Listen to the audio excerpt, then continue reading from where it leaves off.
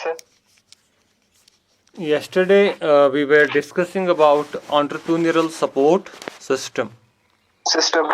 and in that, I told you that what is the role of entrepreneurial support system for an entrepreneur, because an entrepreneur is nourished and nurtured through the support system.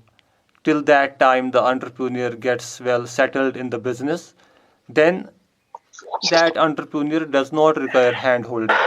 But in the initial Yes, sir. years, entrepreneur is to be supported till the time he will get settled into the business. So that is the main concept behind the entrepreneurial support system.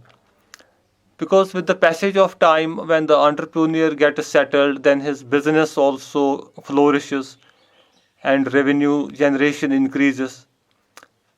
Then after that he does not require this support. उसके बाद जब entrepreneur settle होता है तो फिर उसको revenue भी काफ़ी जनरेट होता है, तो फिर पैसा उसके पास बहुत होता है और तब तक उसकी क्रेडिबिलिटी बनती है मार्केट में. सपोज़ हम बड़े बड़े बिजनेसमैन की बात करेंगे अभी. यहाँ पे सपोज़ हैं grand Mumtaz group of hotels, जो रेडिसन चेन बन गई अब. Yes, sir. तो उसको अब सपोर्ट सिस्टम की थोड़ी ज़रूरत है, क्योंकि जेके बैंक वेट करता है वो कब मांगेगा लोन, या बाकी बैंक्स चाहे HDFC वाले उसको वहाँ ही जाते हैं आप लोन लीजिए हमसे. तो ऐसे लोगों को फिर बैंक्स यहाँ से ही आते हैं कि आप हमारे से लोन लीजिए, कितना चाहिए आपको. Yes, sir. लेकिन एक नया एंटरप्रेन्योर जो है, जो नया कोई छोटा सा होटल स्टार्ट करेगा या रेस्टोरेंट, उस बेचारे को कहाँ से बैंक लोन देगा. उसके पास कोई क्रेडिबिलिटी नहीं होती है. बैंक सोचेगा पता नहीं ये वापस देगा या नहीं. तो ऐसे लोगों के लिए एंटरप्रेन्योरल सपोर्ट सिस्टम की ज़रूरत पड़ती है, क्योंकि वो उनके लिए ये चीज़ आसान करते हैं ताकि उनको सीड कैपिटल मिले, वो पैसा मिले जिससे वो स्टार्ट कर सके. और पहले कुछ साल उनको प्रेशर नहीं डालते हैं कि आपको जल्दी वापस देना है, ताकि वो परेशान ना हो जाए.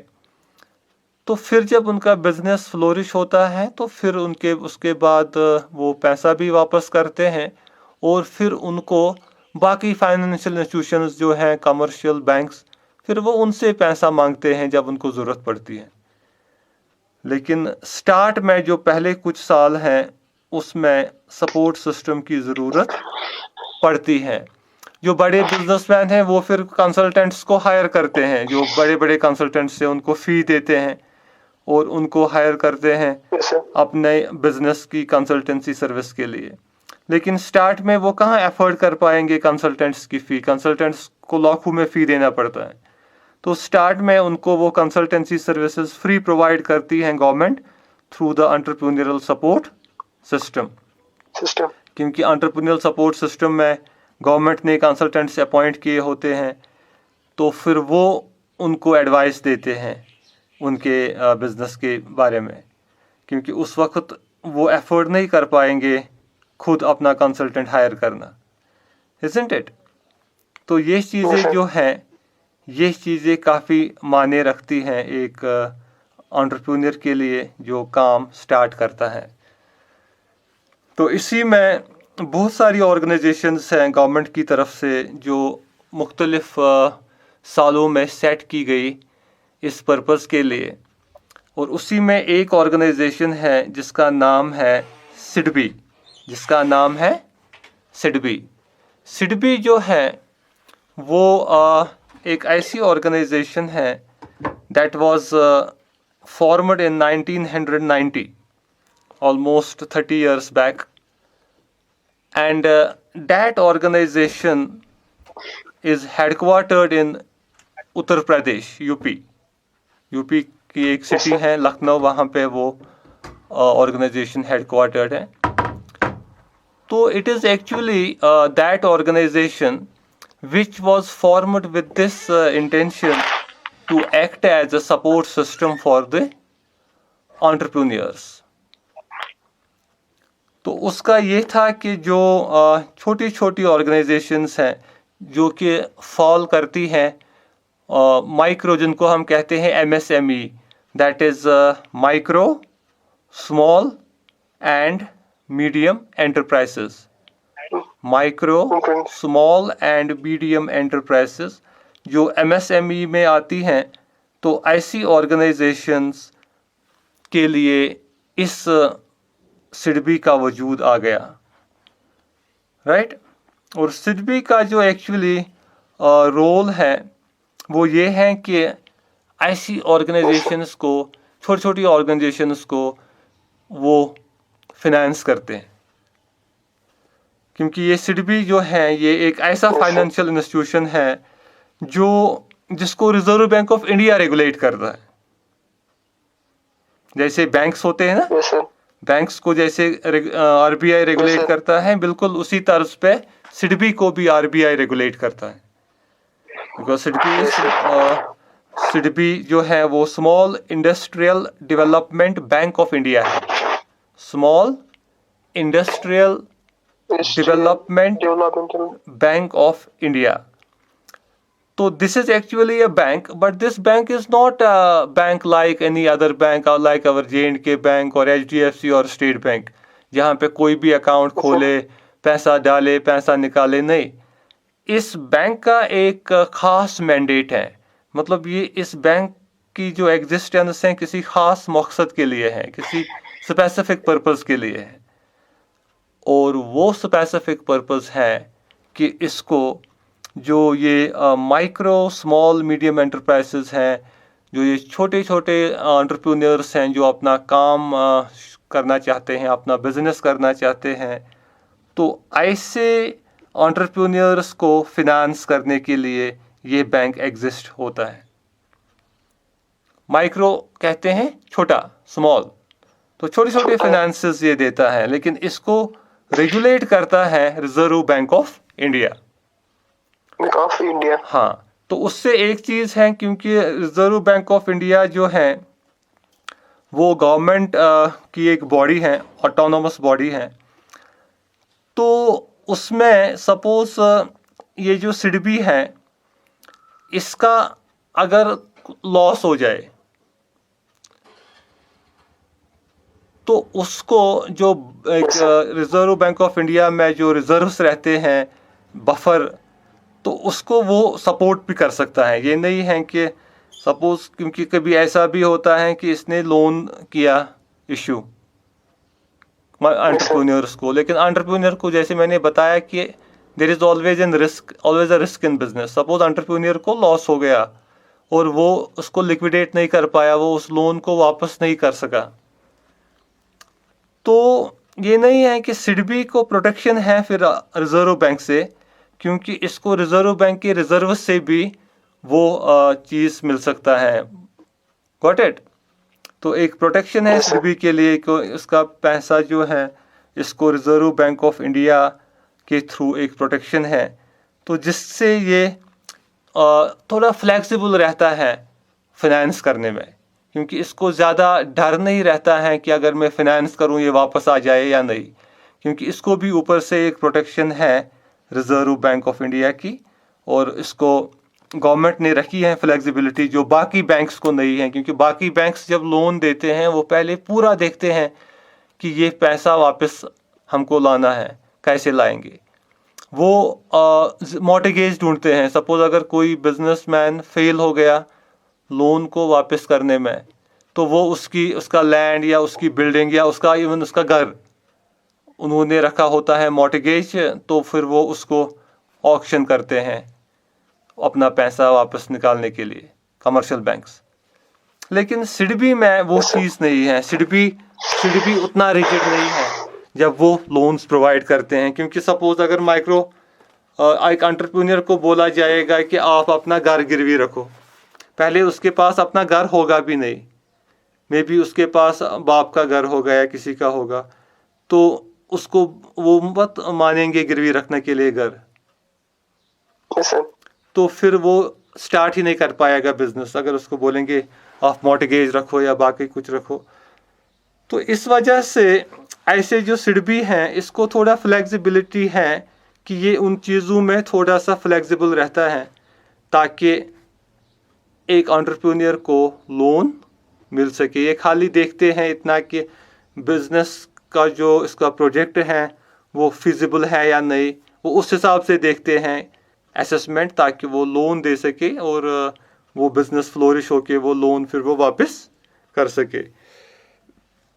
तो this is actually how SIDBI is operating it's activities, वो कैसे ये काम करती हैं, राइट। Yes, sir.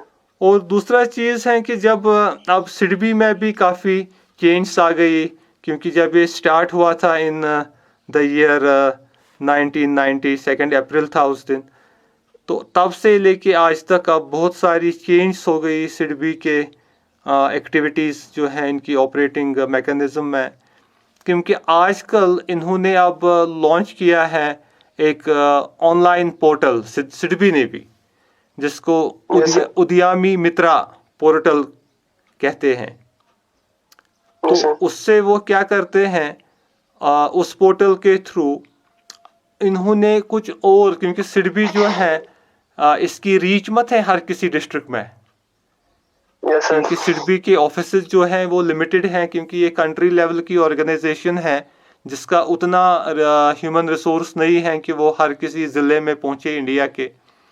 तो इन्होंने क्या किया है, क्योंकि जैसे मैंने आपको बताया कि it is already being regulated by reserve bank of India, and every commercial bank which is existing in India is regulated by Reserve Bank of India, and they have to get regulated through Reserve Bank of India because they have to operate under the instructions of Reserve Bank of India. तो चूंकि सिडबी तो with an act of parliament start हुई है, क्योंकि ये एक government level पे start हुआ है through an act of parliament, तो इसलिए इसकी जो क्रेडिबिलिटी है वो बहुत हाई है। तो इन्होंने बहुत सारे बैंक्स के साथ एक MOE किया है, जिसको कहते हैं मेमोरेंडम ऑफ अंडरस्टैंडिंग, जो इनका चलता है। तो वो उन बैंक्स के थ्रू ऑपरेट करते हैं। फॉर एग्जांपल मैं आपको JK बैंक बताऊंगा। J&K बैंक यहाँ पर है कश्मीर में, इजंट इट? तो Yes, sir. एक एंटरप्रेन्योर J&K बैंक से लोन हासिल कर सकता है, right? Yes, sir. Yes, sir. लेकिन जो वो लोन हासिल करता है J&K बैंक से, वो लोन वो बेसिकली सिडबी से हासिल करता है। Yes, sir. लेकिन सिडबी ऑपरेट करती है अपनी activity through J&K bank. Yes, sir. Sir SIDBI direct customer को लोन नहीं देती है। मतलब मैंने बताया ना आपको कि सिडबी जो है वो ऑपरेट करती है नेशनल लेवल पे। उनका जो हेडक्वार्टर Yes, sir. है वो लखनऊ में है, और 1990 में वो स्टार्ट हो गई अप्रैल में। लेकिन सिडबी जो है वो एक कमर्शियल इदारा नहीं है, वो एक नॉन कमर्शियल इदारा है, क्योंकि उनका पर्पस है basically micro small medium enterprises को फिनेंस प्रोवाइड करना, ताकि वो अपना जो बिजनेस है वो स्टार्ट कर सके। और उनका वो ऐसा एक्सपेंशन नहीं हुआ जैसे बैंक्स का आप देखते हैं। सपोज JK बैंक हर किसी गांव में है ब्रांच, क्योंकि Yes, sir. वो एक कमर्शियल इदारा है। वो जितना वो बैंकिंग करते हैं, वो लोन्स देते हैं, इंटरेस्ट कमाते हैं, वो पैसा कमाने के लिए अपना बिजनेस एक्सपेंड करते हैं। लेकिन सिडबी का पैसा कमाना ऑब्जेक्टिव नहीं है। उनका ऑब्जेक्टिव है कि हमको पैसा देना है एंटरप्रेन्योर्स को, ताकि वो अपना बिजनेस कर सके। उनका ये नहीं Yes, sir. है कि हमको प्रॉफिट कमाना है, हमको एंटरप्रेन्योर्स से को लोन देना है फिर उनसे वापस लेके प्रॉफिट कमाना है। वो उनका ऑब्जेक्टिव नहीं है। उनका ऑब्जेक्टिव है कि उनको एक एंटरप्रेन्योर को हैंड होल्डिंग सपोर्ट देना है, ताकि वो अपना बिजनेस शुरू कर सके। तो इसलिए वो बहुत सारे स्टेट्स में उनके ऑफिसेस हैं, लेकिन हर किसी जगह उनका ऑफिस नहीं है।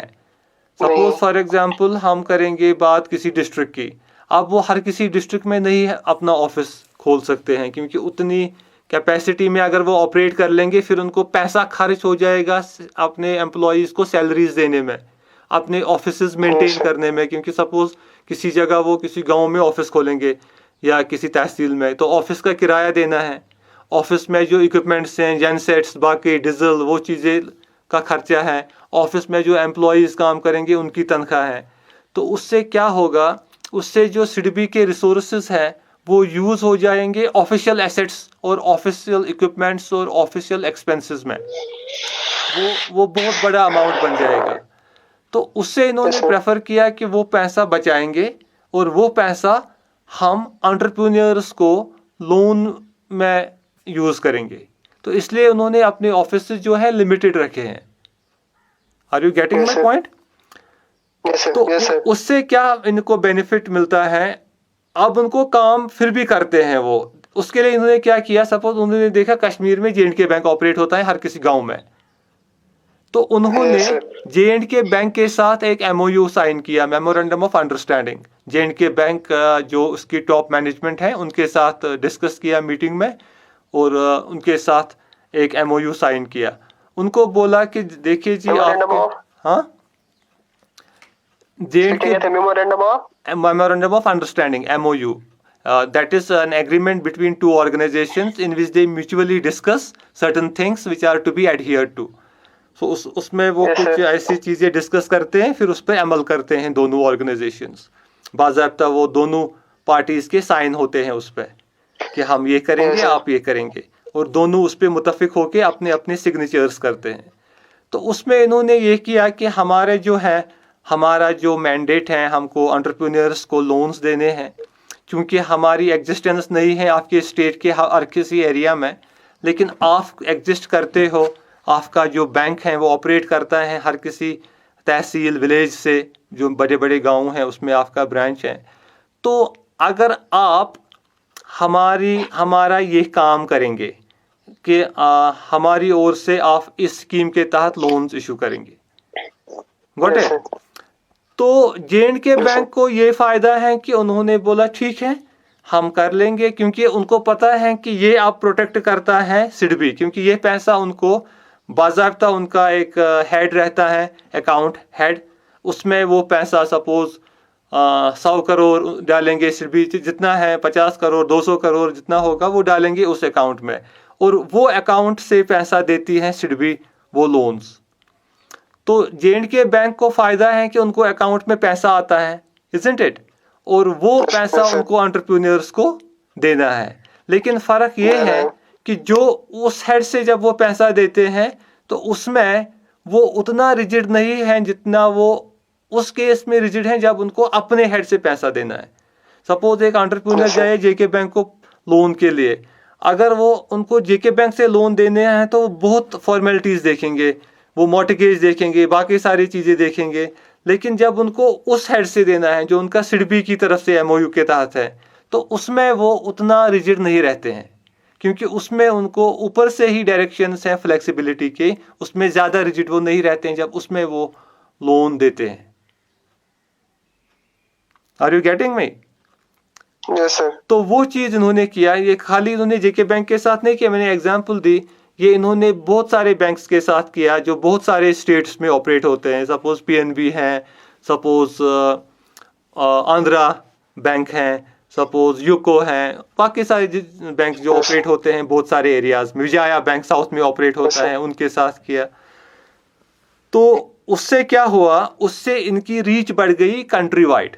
अब लोगों को सिडबी के साथ सिडबी का लोन लेने में लोगों को राहत हो गई। तो फिर जब उन्होंने उडियामी मित्रा पोर्टल लॉन्च किया, ये एक ऑनलाइन पोर्टल है सिडबी का, उडियामी मित्रा पोर्टल उसका नाम रखा। तो उसमें जो कैंडिडेट्स हैं, एंटरप्रेन्योर्स, वो उस पोर्टल को खोल सकते हैं ऑनलाइन, और फिर उसमें वो सिलेक्ट कर सकते हैं, क्योंकि उसमें वो सारे ब्रांच हैं, बैंक्स हैं जिनके साथ उनका MOU है। Got it? जो ये उद्यमी मित्रा पोर्टल है, तो उसके साथ इनकी जो टाइप्स है तो वो उसमें मेंशन्ड है। तो कैंडिडेट जो है वो उसमें प्रेफर्ड बैंक जो है उसका वो सिलेक्ट कर सकता है। सपोज साउथ से कोई कैंडिडेट है, उसको लगा कि यहाँ से विजया बैंक मुझे प्रेफर्ड है, वो विजया बैंक को सिलेक्ट कर लेगा। सपोज कश्मीर का कोई उसके लगेगा J&K बैंक है, वो JK बैंक को सिलेक्ट कर लेगा। तो फिर वो उसका जो पर्टिकुलर जो ब्रांच हैं जिस जिस एरिया में, उसको आइडेंटिफाई करेगा, क्योंकि हर कोई वो इन्होंने रखे हैं सिलेक्टेड ब्रांच को, जो सिलेक्टेड ब्रांच हैं जिस एरिया में, वो देखता है कौन सा नज़दीक ब्रांच मुझे पड़ता है, उसको आइडेंटिफाई करके फिर वो क्या करता है, फिर वो ऑनलाइन एप्लीकेशन सबमिट कर सकता है लोन के लिए। Yes sir. अब देखो कि इससे कितना बेनिफिट आ सकता है एंटरप्रेन्योर को, क्योंकि उसको अभी अब फिजिकली बैंक पे जाने की जरूरत भी नहीं पड़ेगी, क्योंकि फिलहाल वो सब कुछ ऑनलाइन करेगा और वो सारा कुछ सिडबी के इसमें जाएगा। क्योंकि सिडबी का जो ये पोर्टल है, उद्यमी मित्रा पोर्टल, ये है ना बाज़ाब्ता लिंक्ड उन ब्रांच के साथ, उन बैंक्स के साथ जिनका उस MOU उसके साथ है। तो ये उस ब्रांच में भी आएगी ये एप्लीकेशन, और ये सिडबी में भी जाएगी। Yes sir. That means SIDBI is well informed about this activity that the candidate from this state is applying, right? And the candidate has applied for this on this date. और इसका बाज़ाबिता रहता है एक ट्रैकिंग मैकेनिज्म। एप्लीकेशन का एक number generate होता है, फिर उस एप्लीकेशन के नंबर को बाज़ाबिता ट्रैक किया जाता है। दैट इज एप्लीकेशन स्टेटस को ट्रैक किया जाता है उस सॉफ्टवेयर से, ताकि देखते हैं कि इस एप्लीकेशन पे क्या काम हुआ अभी तक। सो उससे एक अकाउंटेबिलिटी क्रिएट होती है बैंक को, कि अगर इसने अप्लाई किया तो बैंक ने क्या किया, प्रोसेस कर रहा है कि नहीं। हाँ, लेकिन इसमें एक चीज़ है जो ज़रूरी है, दैट इज़ डॉक्यूमेंट्स अपलोड करने पड़ते हैं। उसमें वो अपलोडिंग वो वेबसाइट में ही है इंटीग्रेटेड वो फैसिलिटी, लेकिन वो ज़्यादातर लैपटॉप से मोबाइल पे वो ज़्यादा फ्रेंडली नहीं चलता है। लैपटॉप से वो एप्लीकेशन सबमिट करनी पड़ती है, क्योंकि वो जो सॉफ्टवेयर हैं वो लैपटॉप पे पूरा फंक्शन करता है। तो उसमें ये है, या कंप्यूटर पे डेस्कटॉप से, तो उसमें ये होता है कि अपलोड करने होते हैं documents. Suppose project feasibility report है, मुझे कौन सा बिजनेस स्टार्ट करना है, उसका जैसे मैंने पहले ही बताया कि DIC के लेवल पे, या अब EDI को तो मैंने बताया आपको, वो एक अच्छी ऑर्गेनाइजेशन स्टार्ट हुई है, तो उनके पास भी ये फैसिलिटी रहती है कंसल्टेंसी की। तो वो थोड़ा सा मदद करते हैं वो कंसल्टेंसी उनकी। फिर एक प्रोजेक्ट फिजिबिलिटी रिपोर्ट जनरेट होता है, और प्रोजेक्ट फिजिबिलिटी रिपोर्ट को भी अपलोड करना पड़ता है, ताकि बैंकर देखे कि जो बिजनेस स्टार्ट करने वाला है ये चलने वाला है या नहीं, ये रियली वर्थ है फॉर स्टार्टिंग और नॉट, ताकि वो उसी बेसिस पे लोन इशू करते हैं। और भी कुछ डॉक्यूमेंट्स हैं, जैसे कि आजकल वो जो सर्टिफिकेट हैं, डेट ऑफ बर्थ सर्टिफिकेट और कुछ डॉक्यूमेंट्स, वो अपलोड करने की ज़रूरत पड़ती है। तो उसके बाद अपने फ़ोटोग्राफ्स और कुछ जो भी हैं वो उसको अपलोड करना पड़ता है। तो फिर वो चीज़ें बाज़ाबिता प्रोसेस होती हैं, और उसके थ्रू जो सिडबी का जो है उसको CSC ई-गवर्नेंस सर्विसेज के थ्रू उद्यमा मित्रा पोर्टल ऑपरेट होता है। तो आपने अभी सुना होगा रिसेंटली एक वो मुद्रा स्कीम है ना। तो वैसी स्कीम जो है वो होती है ना JK बैंक के थ्रू ही ऑपरेट, वो micro units development and refinance agency Mudra होता है, micro units D development and R refinance agency मुद्रा।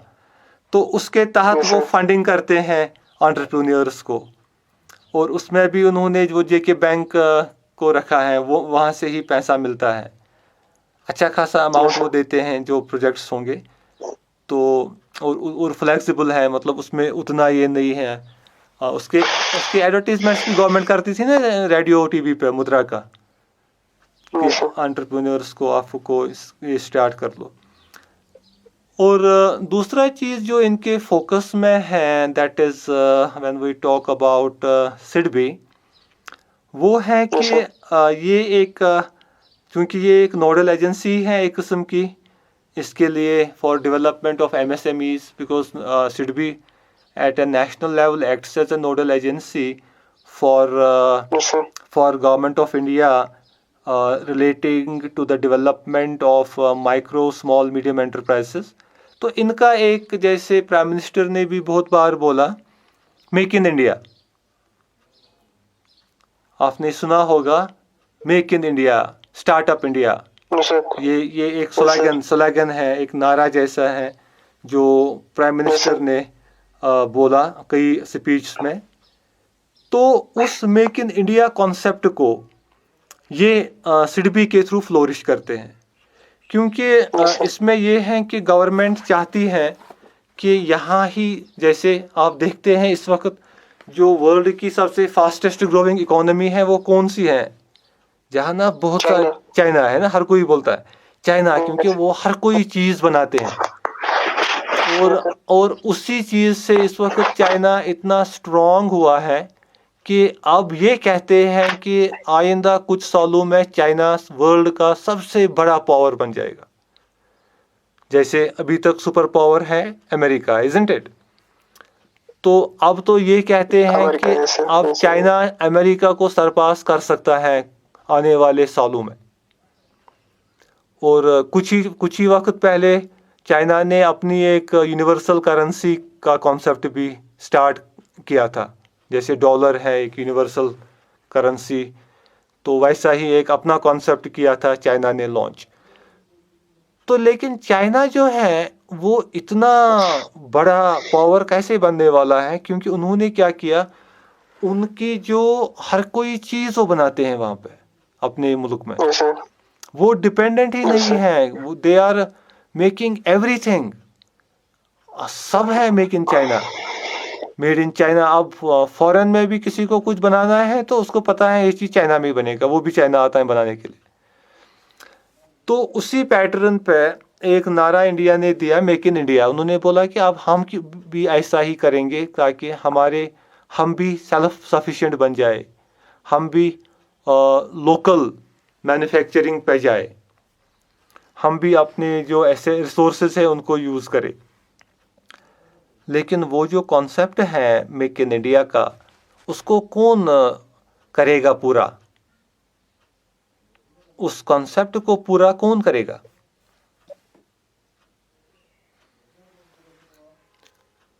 वो कॉन्सेप्ट पूरा करेगा एक एंटरप्रेन्योर जो बनाता है चीजों को, जो स्टार्ट करता है बिजनेस, है ना?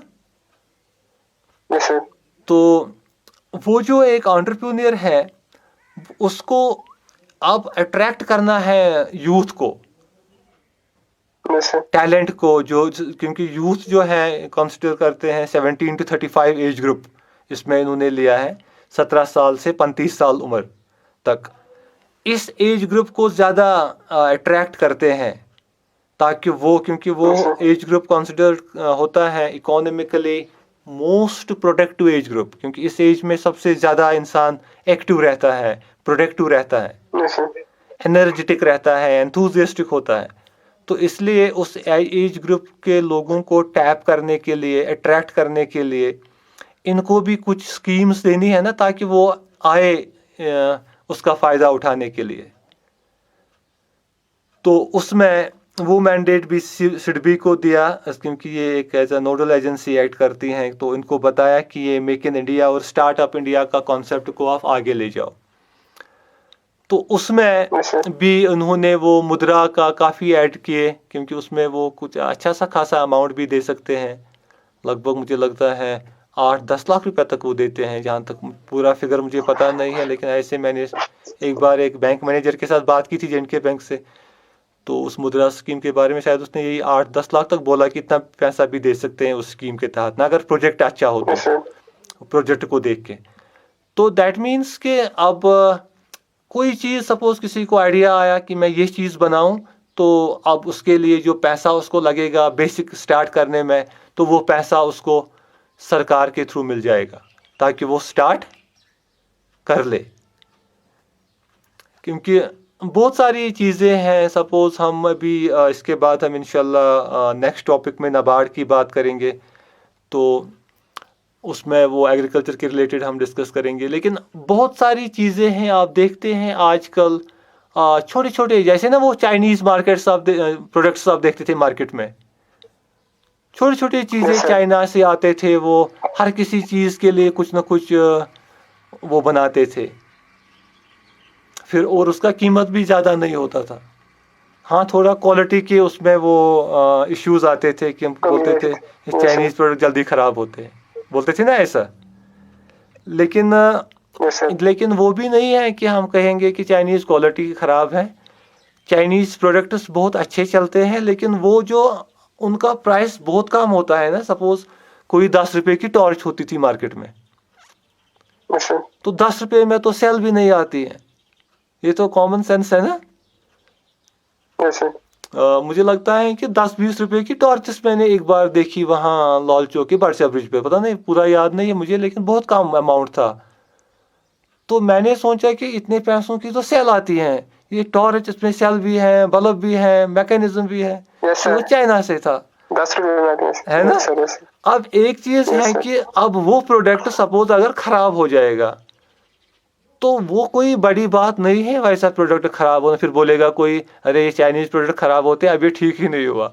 अगर वो 5 दिन ही चले तो वो क्या है, मतलब एटलीस्ट 10 रुपए का चीज है, वो सेल है। सेल तो वैसे भी खत्म होती है फिर Sell. फेंकते, इजंट इट। Yes.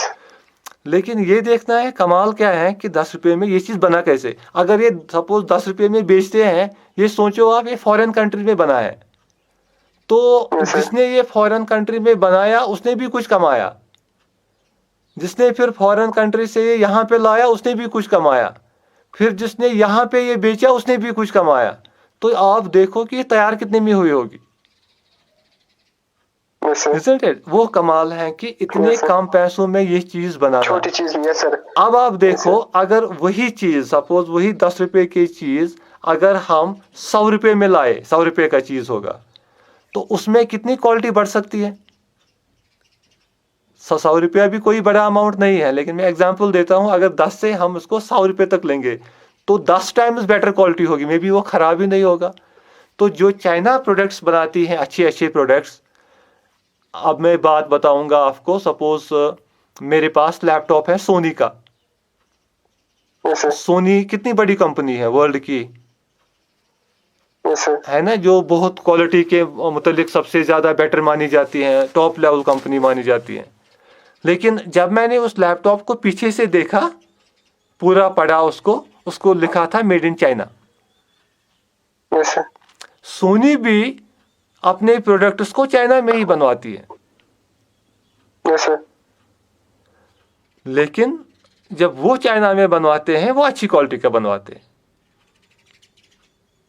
क्योंकि वो उनको पहले ही बोलते हैं हमको क्वालिटी ठीक चाहिए। इसका मतलब है कि चाइना में ये नहीं है कि चाइना में क्वालिटी खराब बनती है, चाइना में क्वालिटी अच्छी भी बन सकती है। ये डिपेंड करता है कि आप कैसी क्वालिटी बनवानी है, पैसा कितना देना है।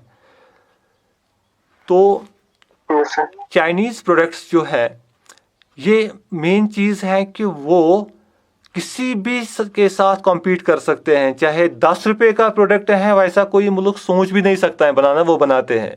चाहे महंगा प्रोडक्ट है, वहाँ पर वही क्वालिटी देगा जो शायद कोई और कंट्री नहीं दे सकता है। फिर जापान से पैनासोनिक क्यों आता है चाइना बनाने के लिए, isn't it? Yes, sir. तो दैट मीन्स Yes, sir, कि yes, वो sir. क्वालिटी प्रोडक्ट भी बना सकते हैं, and that is how that economy has become the best economy of the world now.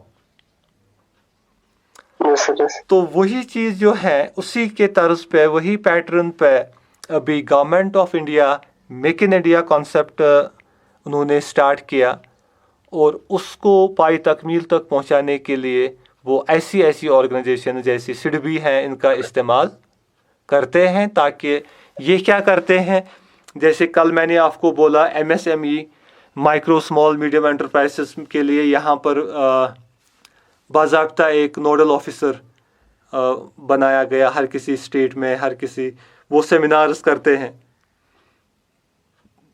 तो पिछली बार बांडीपुरा में भी सेमिनार हुआ MSME का। वो इनफैक्ट वो बांडीपुरा से ही ताल्लुक़ रखते हैं, वो अल्ताफ़ साहब बेसिकली वो डायरेक्टर थे।